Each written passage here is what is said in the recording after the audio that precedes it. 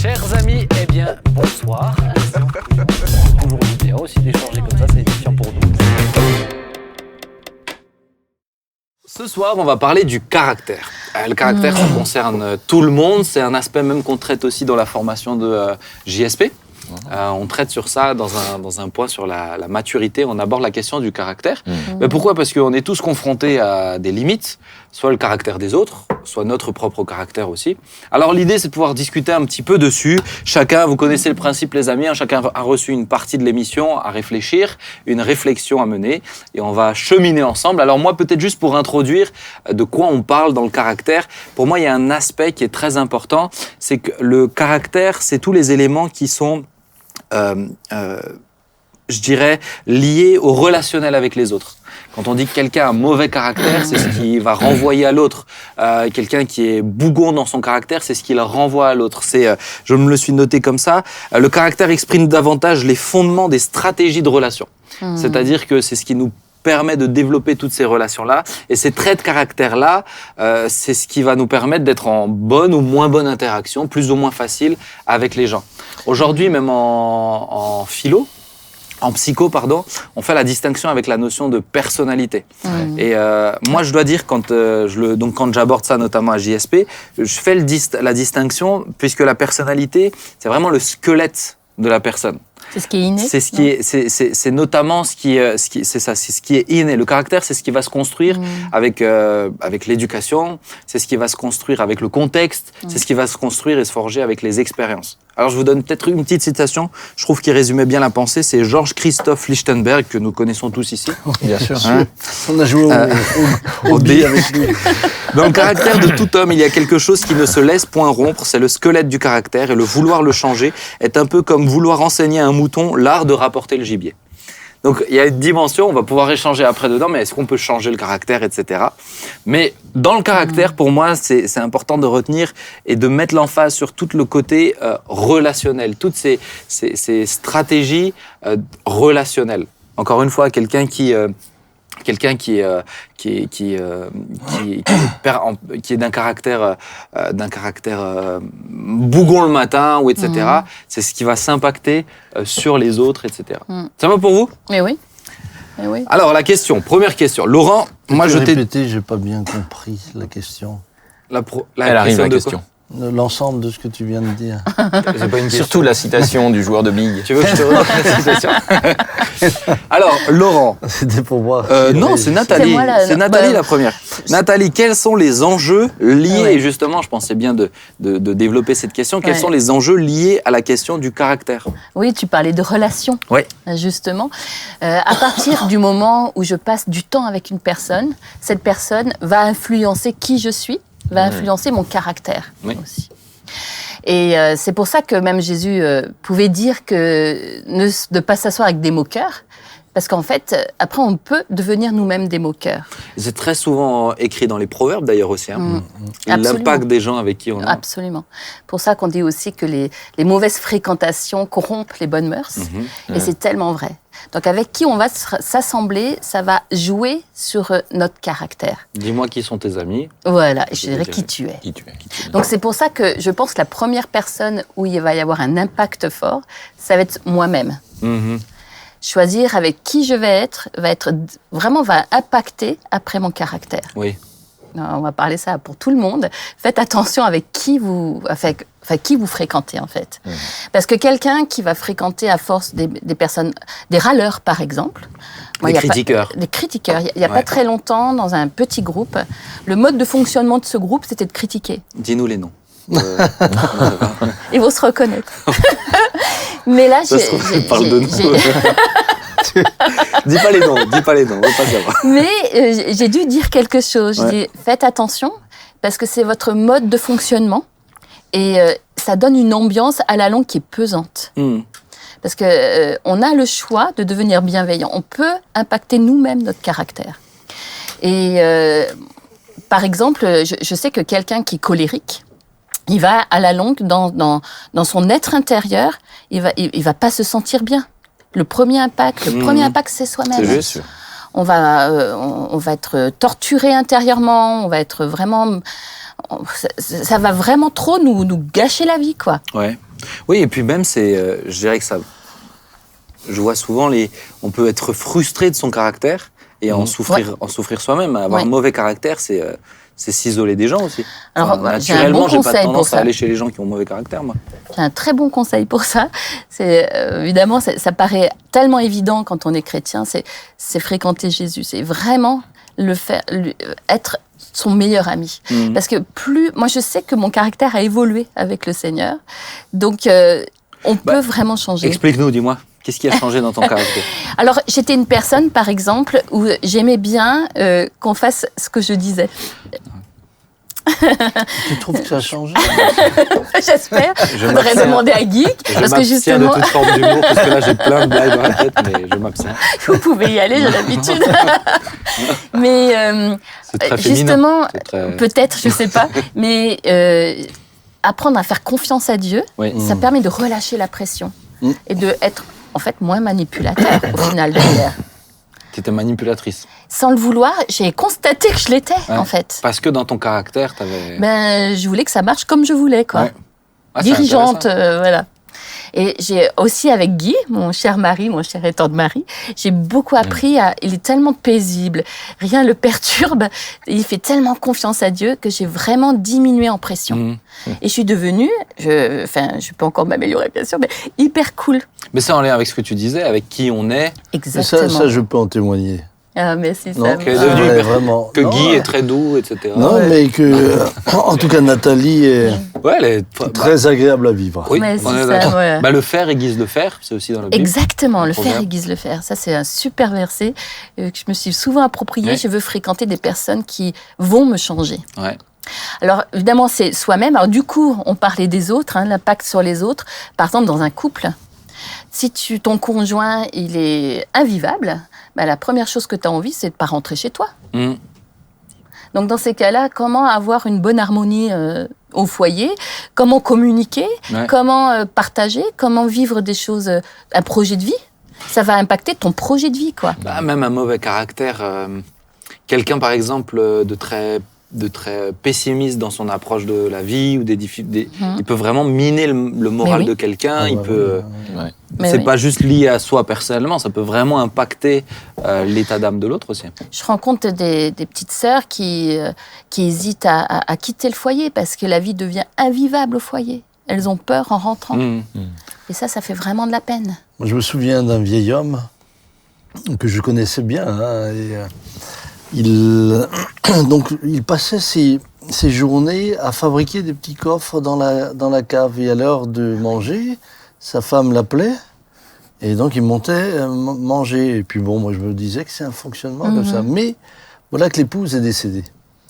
Je fais des obsèques. En sortant du cimetière, c'était quand même un monsieur de plus de 80 ans. Je lui dis, voilà, maintenant, il va falloir du courage, il va falloir... Et là, il me regarde, il dit, Samuel... Enfin libre. Waouh. Ça fait vraiment de la peine. Ah là, ça m'a... Ah oui. Ah, ça m'a... Je me suis dit, mais ils ont vécu finalement à distance pour arriver à se supporter l'un l'autre. Pour cohabiter, en fait. Pour cohabiter. Sous le même toit, Sous le même toit. C'était... je dois dire que c'était presque effrayant. Ça n'impacte... Mais au-delà même du couple, tu vois, par exemple, sur le travail. Exactement. Sur le lieu de travail. Là, on a une équipe à la porte ouverte. Le matin, on est heureux de se retrouver. Moi, j'ai le souvenir que dans un ancien travail, j'avais la boule au ventre. Et il y en a plusieurs comme ça. Alors, c'est quand même une longue partie de la journée quand on passe du temps ensemble. Ouais. Et du coup, évidemment, l'efficacité même au travail en dépend. J'allais dire la qualité du travail en dépend également.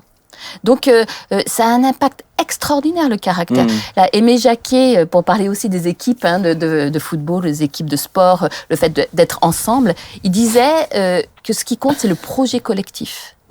Les individualités ne l'intéressaient pas du tout. Deschamps fonctionnait comme ça aussi. Je pense qu'il a aussi pris... encore. Ouais. Non, mais surtout sur la première Coupe du Monde. La deuxième, c'était un peu différent, mais la première Coupe du Monde, c'est vraiment ce qu'il partageait. Ouais. Mais je pense qu'il a pris ça aussi parce que c'est un bel héritage. Je pense que c'est vraiment pour un entraîneur, pour un coach, pour un sélectionneur. Je suis pas une spécialiste, mais je sais que quand il faut vraiment, surtout vivre ensemble pendant longtemps, les équipes peuvent vivre ensemble, ça va déterminer en fait la cohésion. Regarde, nous, ça, même à notre niveau, moi je sais que dans des équipes de responsables, si je dois prendre quelqu'un d'autre dans l'équipe de responsables, un des aspects essentiels, ça va être le caractère. Au-delà même de ce qu'il est capable de faire. Les qualités qu'il peut avoir. Moi je vais regarder le caractère. Mais c'est sûr. Parce que, par exemple, là, il y a des gens où ils avaient tout. Les compétences et tout ça. En termes de compétences, tout était là. Mais je disais, mais il faut que le caractère évolue encore, etc. Et laisser du temps, parce que c'est pas, comme tu l'as dit, c'est pas anodin, c'est essentiel. C'est ça. Et le caractère se construit. Oui. Donc c'est pour ça que c'est important dans les relations avec qui on est. Et on peut, quand on a une maturité de caractère, justement, avoir un impact sur les autres positifs. On peut changer une ambiance dans une salle. C'est ce que j'allais dire. C'est le parfum de bonne odeur. Nous, on a eu au lycée, on a eu des proviseurs différents. Et c'est vrai que quand on a changé, à un moment donné, on avait quelqu'un qui était assez particulier et relativement toxique. Et en fait, l'atmosphère a totalement changé. On avait une première réunion et quand la nouvelle proviseure est arrivée, qui part d'ailleurs là, ces temps-ci, mais l'atmosphère a totalement changé. Donc tu vois, c'est même un impact immédiat. C'est vraiment ce parfum de bonne odeur ou pas que tu vas laisser. Mais c'était le simple fait, elle entrait dans cette pièce et il y avait déjà une atmosphère d'anxiété, il y avait de la tension. Mais c'est marrant ce que tu dis parce que c'est même au niveau d'une classe, quand tu as un professeur qui rentre et qui est pas bien. C'est ce qui transmet à toute sa classe. Et inversement. Des élèves qui peuvent parfois, à eux seuls, parfois un ou deux élèves, qui vont changer en fait l'état d'esprit d'une classe. Et ça peut arriver aussi. Là, il y a donc un impact immédiat et c'est intéressant aussi de parler de l'impact sur la durée. Parce que on peut passer à côté de sa vie à cause d'un mauvais caractère. On peut rater sa destinée à cause d'un mauvais caractère. Donc l'impact est hyper important sur le caractère. C'est pas. Et pour moi, c'est pas juste à dire c'est comme ça. On va revenir dessus sur le changer, etc. Mais je suis comme ça. Est-ce que c'est, tu vois, je pense que c'est. On peut changer vraiment. On peut changer. Ah ouais, ça c'est sûr. On peut le changer et puis il y a du travail, mais même. On va parler après du plan scientifique aussi, mais il y a des études aussi qui montrent que le psyché, le cerveau humain est en capacité de s'adapter, etc. Donc, Tu as fini ? Oui. Est-ce que vous vouliez réagir ? Papa, tu voulais réagir aussi ? Tu as bien à cette parlé. question ? Aux enjeux, aux enjeux liés à la question du caractère ? Je pense que vous avez relativement résumé tout ce que l'on pouvait dire. Moi, je sais qu'une chose, c'est que nous vivons ça dans l'équipe pastorale depuis 30 ans maintenant, dans laquelle nous ne nous sommes jamais disputés, tout en ayant des caractères quand même différents et marqués. Mais nous aimons nous retrouver. Nous avons eu dernièrement un séminaire ensemble, mais au moment de partir, on avait tous un peu... le blues.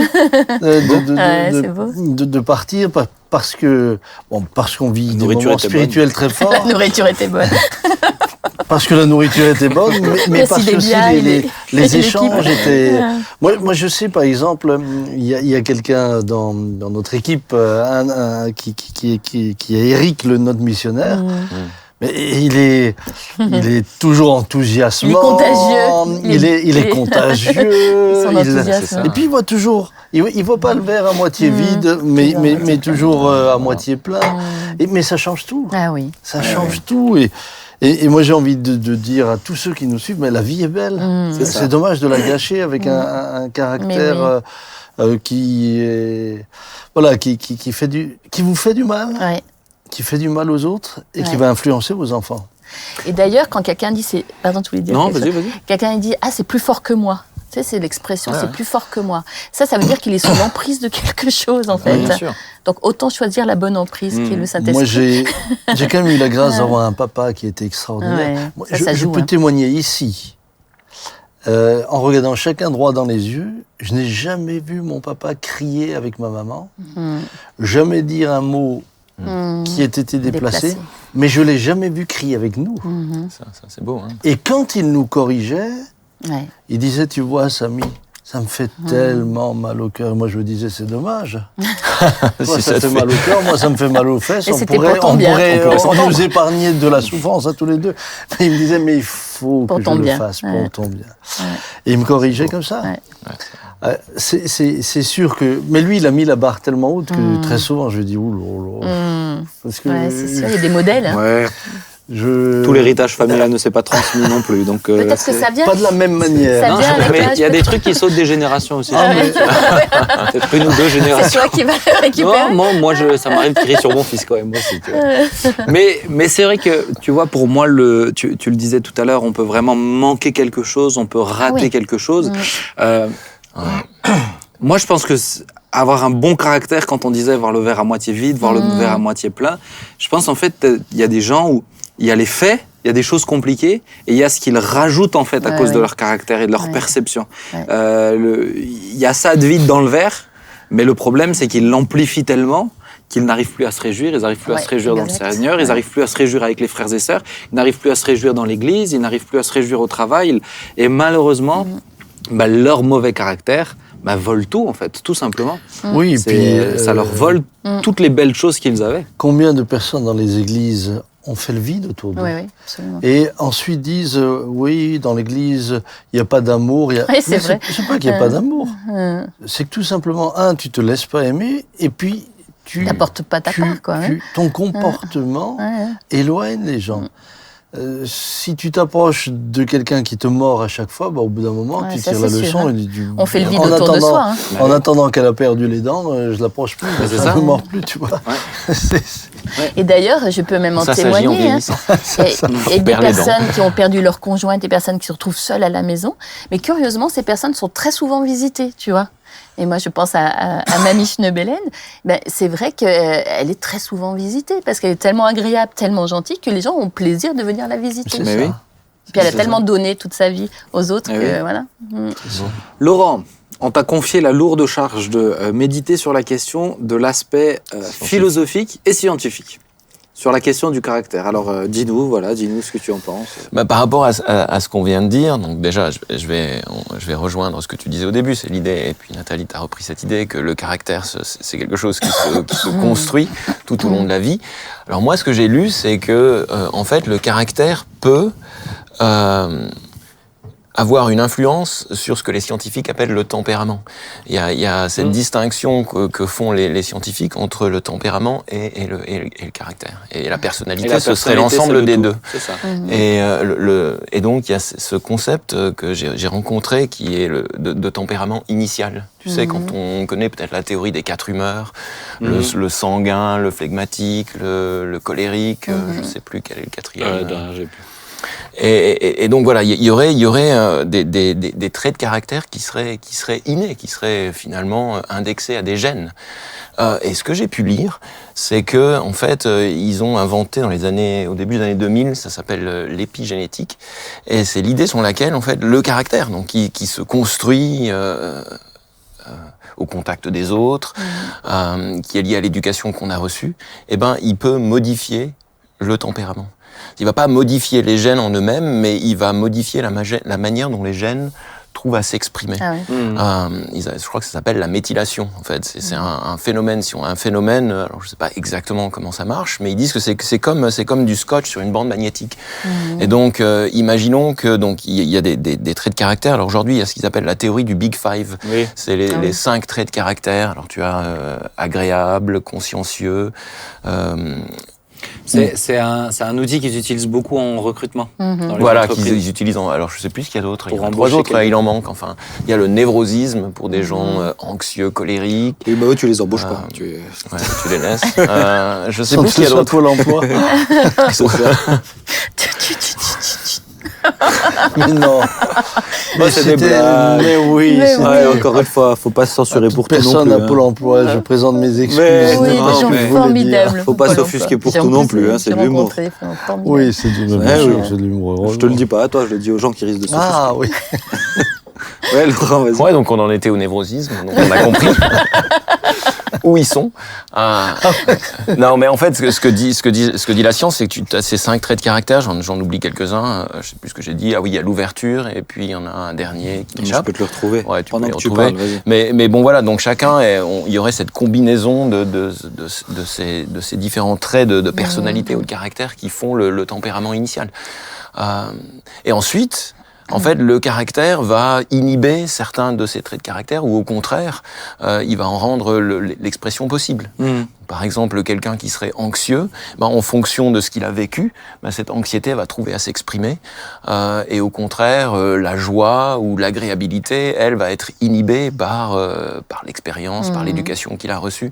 Donc j'ai trouvé que l'idée que le caractère peut même aller jusqu'à influencer ce tempérament initial. Ah oui. Tu vois, et qui lui est inné et qui semble d'une certaine manière immuable. Et pourtant, même là, le caractère, notre vécu, notre expérience va influencer toutes ces choses. Est-ce qu'en philosophie, c'est un sujet qui... Tu as certains philosophes qui se sont emparés de la question du caractère ? En philo, ce serait plus la question de l'identité. Moi, j'ai l'impression quand même que la question du caractère, du tempérament, c'est une question dont la psychologie s'est emparée. Ouais. Et par extension aussi la science. Ouais. Les scientifiques, l'idée c'est que si tu dis qu'il y a 5 traits de caractère, il faut pouvoir ensuite scientifiquement montrer que ça c'est plausible. Donc ils vont indexer ces traits de caractère à des régions du cerveau. Enfin bon, j'ai pas tout compris, j'ai lu plusieurs articles pour préparer l'émission, mais... Alors juste, je te reprends les Big Five. Donc tu as l'ouverture, la conscience, l'extraversion, l'agréabilité et le névrosisme. Voilà. Mais ça, c'est quelque chose qui est particulièrement utilisé aussi dans certaines entreprises pour recruter des personnes. C'est vrai que tu recrutes aussi en fonction du tempérament aussi. Oui, puis en fonction de la mission. Ouais. Puis en fonction de la mission. Mais en fait, ça leur a permis de produire ensuite des profils de, comment ils appellent ça, de caractère difficile. Dans une entreprise. Borderline et autres. Ouais. Mais alors, est-ce que pour toi, le caractère, donc tu le disais, il y a quelque chose qui peut se modifier? Toi, dans ta dernière prédication, papa, tu présentais une étude qui semblait dire qu'il y a 95% qui restent... la question. Ouais, vas-y, alors pose-la la question. Non, mais en fait, moi, je me suis posé la question, je suis pas sûr d'avoir trouvé la réponse, mais je me suis demandé si à un moment donné, justement, le caractère, il atteint un degré, on va dire, de maturité ou de maturation. Tu sais, le cerveau, lui, il va, je sais pas, il parle de maturation cérébrale. Donc, est-ce qu'après un certain âge, 20 ans, je sais pas, est-ce que le caractère finit par se figer plus ou moins? Et comme tu le disais, il y a cette étude qui semble montrer qu'en réalité, changer de caractère, c'est pas si simple. Et je sais pas, j'ai pas la réponse. J'ai pas trouvé la réponse. Parce qu'il y a aussi en philo, alors là, si on remet un pied dans la philo. J'aime bien quand on met un pied dans la philo. Un petit pied dans la philo, là, il y a aussi... je pense qu'aujourd'hui, tout ce qui relève de ce qu'on appelle l'innéisme, l'idée qu'il y aurait des choses qui sont innées, c'est quand même quelque chose que notre époque a tendance à rejeter. Ah oui. Parce qu'on a tendance à associer tout ce qui est inné à une forme de fatalité. Et on est quand même, l'homme moderne, il est anti-fataliste. Il va toujours essayer de surmonter les obstacles qui sont face à lui. Et pour lui, rien n'est jamais acquis. Alors je sais pas. Là, j'ai pas la réponse, mais je me suis posé la question. On sait que le caractère peut influencer le tempérament. Est-ce qu'à un moment donné, le caractère lui-même finit par se figer? Moi, j'ai l'impression qu'avec le temps, il y a des traits de caractère qui s'accentuent. Des gens râleurs qui, plus vieux, deviennent... Plus vieux, et surtout les gens... Alors ça, c'est intéressant quand tu as des gens qui deviennent un peu, tu sais, qui finissent par, je vais pas dire séniles, ou des gens qui sombrent dans la démence en vieillissant. Le cerveau vieillit aussi. Et t'as l'impression que t'as des traits de caractère qui s'épaississent. C'est ça. Qui ressortent. Qui ressortent beaucoup plus. Il n'y a plus de filtre et plus de limite. Il n'y a plus de filtre. Alors est-ce que ça montre qu'à un moment donné, le caractère se fige? Parce qu'on a dit quand même que le caractère se construit. Que le caractère peut influencer le tempérament. Qu'on peut changer de caractère. Je pense qu'il y a de ça. Pourquoi? Parce que le caractère va aussi définir ton identité. Et... les gens sont, au bout d'un moment, au bout d'un certain nombre d'années, tu es enfermé dans ton identité. Et tu es connu sous cette identité-là. Ça, et très souvent, cette identité-là est devenue ta carte d'identité. Oui, une étiquette, ça, surtout. Ton passeport. Et pour certains, ils ne voient même plus le besoin de changer. Ils diront, je suis comme ça. Mais sur un aspect scientifique, c'est vrai que je t'en avais parlé suite à ta prédication, c'est que tu as notamment t'as la science de la neuroplasticité qui montre que le cerveau, il est encore adaptable très tard. Ouais. C'est-à-dire que, mais après, tu as la dimension de la volonté aussi. Et pour moi aujourd'hui, c'est vrai tu parlais de l'inné, on est dans une société, et chez les jeunes on le sent, c'est très américain aussi, c'est se surpasser, c'est se dépasser, c'est de ne pas accepter cet état, cette position, etc. Alors, il y a du bon, mais est-ce que tout est bon dedans par rapport à son caractère? Est-ce que tout est modifiable ou changeable, ou bon à changer aussi, tout simplement? Ça peut aussi devenir parfois très artificiel, puisque tout se base sur des phrases toutes faites. J'ai rencontré des personnes qui éduquaient leurs enfants comme ça. Tu es le meilleur, tu ceci, tu cela, la compétition, en fait. La compétition. Et tu forges quelqu'un. Je pense qu'à quelque part, ce qui est important, c'est que nous nous développions selon ce que Dieu veut de nous. Alors, on va y venir sur ce que la Bible, dit. Bien sûr, mais qu'est-ce que tu en penses par rapport à ton regard de pasteur sur la société, sur ce désir, justement, sur la question du caractère, ce désir de se changer tout le temps aussi? Est-ce bon de vouloir absolument se changer Je pense que quand quelqu'un constate que sa manière d'être, finalement, détruit ceux qui sont autour de lui, s'il en prend conscience, c'est très bien de changer. C'est bien de se repentir d'une manière d'être pour changer, pour aller dans une autre direction. Mais pour changer de caractère, est-ce que je me dis quelqu'un qui a une faille, quelqu'un qui a un problème, j'en sais rien, quelqu'un il a une jambe cassée, c'est plus facile pour lui de s'améliorer de nouveau avec de l'aide. Mais comment on peut aider quelqu'un qui a un mauvais caractère, qui te dit est-ce que tu peux m'aider? Ça arrive des fois, c'est rare, mais ça arrive. Des fois qu'il dit j'ai mauvais caractère à chaque fois, je me sens offusqué d'un truc, à chaque fois ça me frustre, à chaque fois. Comment nous on peut aider des personnes qui voudraient changer dans leur caractère? Comment vous faites? Vas-y. Non, vas-y. Oh, il y a trop de politesse ici. Non, en fait, d'un coup, j'ai perdu. Tu vois que j'ai perdu ce que j'allais dire. Tu vois, à force de dire vas-y, moi, mon cerveau. À la fin, ça va. Personne n'y va. C'est la plasticité. C'est la plasticité. Je pense qu'on a besoin de modèles. Je pense qu'on a besoin de modèles. C'est vrai que fréquenter, comme je le disais, longtemps, tu parlais de l'impact de ton papa. Par exemple. C'est vrai que les modèles. Et alors évidemment, tu offres à la personne irascible de vivre un certain temps avec une personne qui ne l'est pas du tout. La personne qui ne l'est pas du tout, elle va peut-être être un peu embêtée. Mais c'est vrai qu'il y a des bons modèles qui nous impactent et qui peuvent nous donner envie d'être pareil. Et en fait, en la fréquentant, avec la volonté en tout cas, et en priant au Saint-Esprit de nous aider, le Saint-Esprit, il est en nous finalement. Quand on est né de nouveau, il est déjà là. Le fruit de l'Esprit est déjà là. C'est comme si en fait, il y a plein de muscles en nous, il y a des muscles qu'on ne connaît pas, mais quand tu l'exerces, tiens, j'avais un muscle là, je ne le savais pas. C'est un peu pareil, je pense. Donc prendre des exemples, prendre des modèles. C'est un peu ce que c'est maintenant, ça me revient, mais c'est comme il y a deux routes, mais qui... C'est d'une part, il y a ce que tu peux faire, j'ai ma part à faire. Il y a des choses que je dois peut-être m'abstenir de dire ou de faire, ou au contraire, je dois apprendre à dire à mes enfants, à mon épouse, à ceux qui m'entourent. Mais il y a aussi, remettre entre les mains du Seigneur tout ce que... Alors, tu parlais de la repentance tout à l'heure. Se repentir et puis se dire, voilà, j'ai l'Esprit Saint. Voilà. Donc, il faut aussi qu'à un moment donné, on vive aussi par la foi et qu'on ait confiance que Dieu peut agir dans nos vies. Et alors oui, c'est bien de vouloir...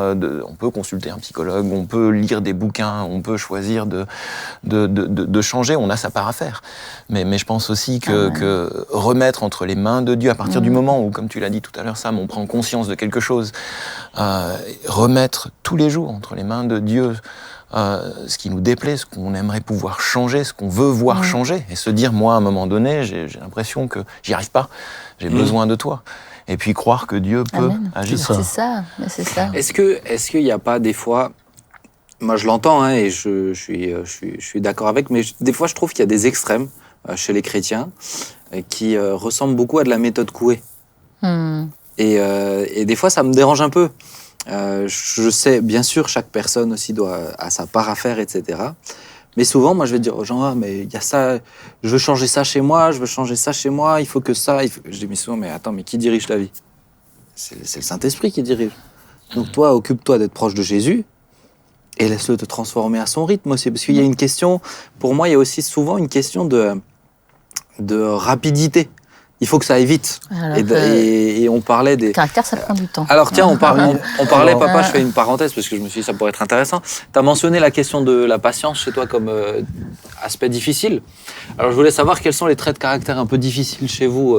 Et après, on va vraiment rentrer dans la question spirituelle. Papa, t'as dit impatience, t'en as d'autres que tu veux rajouter ou tu veux qu'on les rajoute pour toi ? Non, c'est pas... Mais ce serait intéressant pour moi. Alors, tu peux sortir, si on me dit la vérité dans l'amour, c'est un peu comme faire progresser. Non, ouais, Laurent ? Ouais, c'est compliqué, mais je pense qu'au contact des autres, on découvre aussi des choses. Mais qu'est-ce en tout cas, moi, par exemple, avec les enfants, alors on a eu des enfants assez tard, mais moi, j'ai l'impression d'avoir découvert des émotions que j'avais jamais soupçonné. Alors, tu parlais de la patience, mais il y a aussi finalement même la colère. Tu te dis, mais en fait, ça, je pensais pas. Moi, je suis plutôt quelqu'un de relativement calme. Avec Mélanie, on se dispute assez peu. Et on crie pas. Il y a aussi des petites boîtes dans la cave parce que ça peut expliquer. Une petite boîte dans la cave pour éviter ton épouse, non, c'est pas du tout ça. Non, on n'a pas de cave, donc. Il est fait dans le bureau, les petites boîtes. En fait, quand tu achètes quelque chose, il faut que tu te dises, bon, on prend une cave ou pas ? C'est ça. Prends une cave. Donc voilà, c'est vrai que les enfants, au niveau du caractère, c'est révélateur. Ça, c'est sûr. En fait, là, moi, ça a été un choc. Mais ça nous rapproche de Dieu. Tu vois, si vous demeurez en moi, je vais demeurer en vous. Je pense que nos enfants sont aussi un moyen de nous rapprocher de Dieu. Parce qu'on a tellement besoin de son aide. Nathalie, le trait de caractère qui te... Moi, je peux dire qu'au fond de moi, il y a le côté justicière, un peu. De vouloir toujours, quelque part, que la justice soit. Et j'ai appris avec le Seigneur qu'en son temps aussi, c'est lui qui rend la justice, c'est lui qui fait, et que j'ai pas à faire. Mais il y a un bon côté à cet aspect-là quand même aussi. Ouais, il y a un bon côté. On dirait que tu nous fais une qualité, tu sais, tes deux qualités, tes deux défauts au CV. Il faut que tu trouves des semi-défauts. J'aurais été facilement militante. Je suis pointilleux dans mon travail. Bon, c'est pas... Ouais, j'aurais été facilement, j'aurais été... gréviste et tout. Ah, c'est ça. Facilement. Et toi, papa, toi, t'as dit... je me suis déjà confessé. C'est fait. Publiquement. Non, mais c'est vrai, et en même temps, il y a un côté, tu le partageais bien quand t'as prêché le dimanche, mais il y a un côté frustrant pour soi-même. De dire, mais mince, mais oui. Punaise, mais je n'arrive pas. C'est ultra frustrant. Je le vois, surtout quand on l'identifie. Je le vois, mais je n'arrive pas à le bouger. Et là, c'est... Mais pourtant, c'est vous dire à quel point, une facette du fruit de l'esprit. Alors, pour dire à quel point, il m'était déjà arrivé d'aller, tiens, on a dû aller scier du bois. Scier du bois. Et je savais que j'allais être avec un de mes fils, un de mes gendres, et j'ai un de mes fils qui aime, enfin, mes fils en général aiment bien me chercher. Oui, c'est votre mode. Et bien avant d'aller au bois, j'ai prié, Seigneur, donne-moi de rester calme toute la journée. Et alors ça marche à moitié. À moitié. La moitié de la journée, c'était bien. Ça va faire une semaine de jeûne. Le fruit encore vert. C'est-à-dire que ça marchait jusqu'à ce qu'on se soit rencontrés, tu vois. C'est comme l'autre qui disait... C'est exactement ça. C'est comme l'autre qui disait, entre moi et ma femme, tout allait bien jusqu'au jour où on s'est rencontrés. Tu vois. C'est ça, moi, tout va bien avant que les enfants se lèvent. Et tu sais, dans la prière, tu te dis... Quand on était plus petits, donc on a un piano, etc. Et on avait des cours de piano. Et des fois, on devait apprendre des morceaux de piano, mais t'apprends, t'es petit. Tu répètes 15 fois la même chose avec la faute. Alors lui, il débarque comme une fleur et dit « Non, attends, c'est pas ça, pousse-toi. » Et le jouait, il rajoutait 17 accords jazz impossibles parce que même tes doigts, ils sont trop petits quand t'es... Il dit « C'est bon, t'as vu ? Allez. » Très pédagogue avec ça. Mais je me reconnais tellement là-dedans. Moi, je me dis, mais c'est bête. Aujourd'hui, maintenant que je suis adulte, ça te permet de prendre du recul, tu vois. Mais je vois des fois comment il fonctionne même avec les gens. Je sais qu'il veut gagner des étapes. il discute avec eux, par exemple, de trucs, mais il pense déjà plus loin, en fait, parce qu'il veut gagner des étapes pour que ça aille plus vite, pour que ça aille. Il y a une compétition, hein, ça. Non, c'est l'impatience. C'est l'impatience. Je te dis, j'ai à bricoler, je suis déjà nerveux. J'ai même pas encore ouvert la caisse à outils. Déjà, il faudrait que ce soit terminé, tu vois. Ouais, ça, je peux comprendre. Mais n'empêche, tu sais, ce que tu dis avec l'impatience, patience, à partir des fruits de l'esprit, je veux pas mordre sur ce que tu vas dire, mais à partir des fruits de l'esprit, quelque part, tu peux commencer à identifier tout ce que tu vas chercher à changer. Parce que si tu veux vraiment produire du fruit, alors, voilà, le fruit, il y en a 9, comme tu le disais. Il sommeille encore en toi, la patience sommeille encore en toi. Ça. Quand je fais des cours à JSP, alors c'était la formation à JSP sur place, je leur donnais 10 minutes. On listait tous les fruits de l'esprit. Je leur disais, OK, vous mettez chacun un pourcentage de à peu près combien vous estimez, vous, une auto-évaluation, combien vous estimez avoir de patience, de joie, etc. Et donc chacun mettait, et ensuite, il partageait devant les autres. Et alors ça faisait des beaux moments, il y en a certains qui disaient « Ah non, quand même, on te trouve plus gentil que ce que tu... » Tu vois, il y avait des encouragements, et il y avait des fois des vraies confirmations. « Ouais, on est d'accord, des fois t'es vraiment... »